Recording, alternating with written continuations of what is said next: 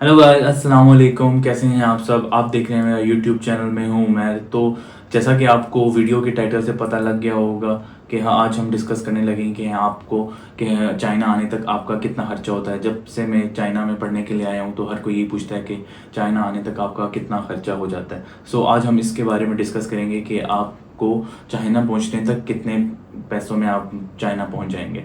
सो सबसे पहले ये आप जब यूनिवर्सिटीज़ के अंदर अप्लाई करते हैं तो वहाँ पे होती है एप्लीकेशन फ़ीस। तो आपने डिफरेंट यूनिवर्सिटी की डिफरेंट एप्लीकेशन फ़ीस होती है। और कुछ यूनिवर्सिटीज़ की जो हम चलें एवरेज लगा लेते हैं वो है 400 से 800 RMB तक आपको एप्लीकेशन फ़ीस होगी।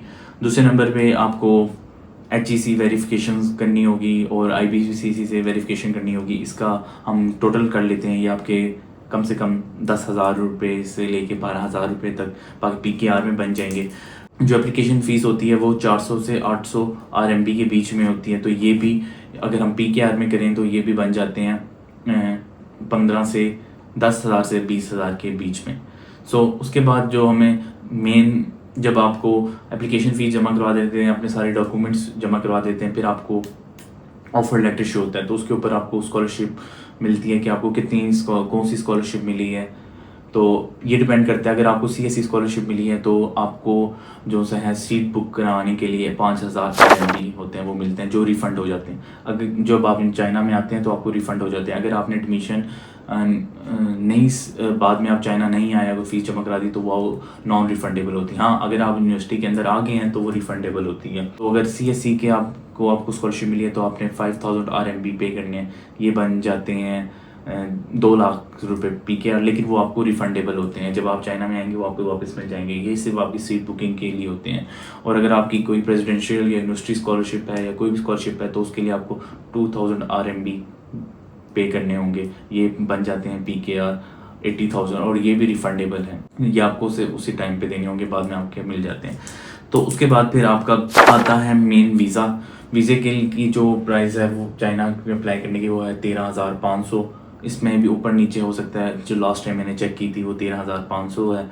और उसके बाद फिर आ जाते हैं आपका, आपने जो मेडिकल इंश्योरेंस करानी होती है, जब आपने मेडिकल इंश्योरेंस मेडिकल आपने जो करवाना होता है पाकिस्तान में, इस्लामाबाद से या लाहौर से या कराची से, चाइनीज़ ऑक्यूपेंचर सेंटर से, तो उसकी फ़ीस भी आजकल 8,000 से 10,000 के बीच में है। तो आपका एक ये खर्चा होता है। फिर वीज़ा का हो गया, मेडिकल हो गया। फिर उसके बाद आपकी फ़्लाइट है। अब ये डिपेंड करते हैं आप चाइना के किस सिटी में जा रहे हैं। तो इसकी ये फ़्लाइट शुरू होती है 1,20,000 से लेके आपका 1,60,000 तक मैक्सिमम आपकी फ़्लाइट होगी। फिर उसके बाद जब आप चाइना में आ जाएंगे तो बहुत से सारे स्टूडेंट्स हैं, वही क्वेश्चन करते हैं हम चाइना आए तो कितने पैसे लेके आए। तो ये आप मैक्सिमम भी आप लेकर आ सकते हैं। एक मिनिमम 1,000 RMB से लेके मैक्सिमम 2,000 RMB तक, जिसमें अगर आपने होटल वगैरह लेना है, शुरू में आके पहले आ रहे हैं तो होटल में रहना है तो तब भी ये सब मैनेज हो जाएगा। और ये बनते हैं 1,000 RMB पाकिस्तानी 40,000, 2,000 RMB 80,000 पे बनते हैं। ये भी आपको डिपेंड करता है कि आप इसको कैसे खर्च करते हैं, वरना मिनिमम 1,000 RMB भी इनफ है। और ये डिपेंड करता है, यहाँ पे आप कैश में लेंगे कैश में चल जाएगा। वैसे यहाँ पे ज़्यादातर डिजिटल होती हैं। जब आप चाइना में आएंगे 1,000 MB लेके, वो आप किसी से को कैश दे के आप वो डिजिटल अपने WeChat अकाउंट में भी डलवा सकते हैं। सो अगर आपका अकाउंट वेरीफाइड होगा जब आप यहाँ पे आके सिम लेंगे तो जो जो आपके 1,000 या 2,000 MB होगा उसमें आपकी सिम वगैरह और बाकी जितने भी एक्सपेंसेस होंगे वो सब कवर हो जाएंगे, उसमें इतने ज़्यादा नहीं होते।